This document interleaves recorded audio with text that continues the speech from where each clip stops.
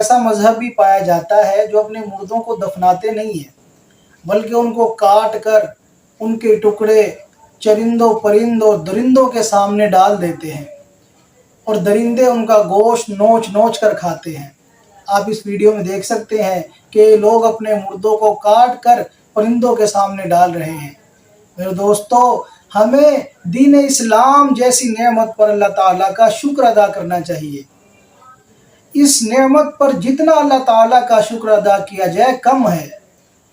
رسول اللہ صلی اللہ علیہ وسلم کا ہم پر احسان عظیم ہے کہ وہ ہمیں دین اسلام جیسی نعمت دے گئے اور ہمیں جینے کا طریقہ سکھلا گئے، ورنہ آج ہم بھی کسی ایسے مذہب میں ہوتے۔ اس لیے جتنا بھی گنہگار کیوں نہ ہو، لیکن اس کو اتنی عزت سے احترام سے نہلا کر قبر کے سپرد کر دیا جائے۔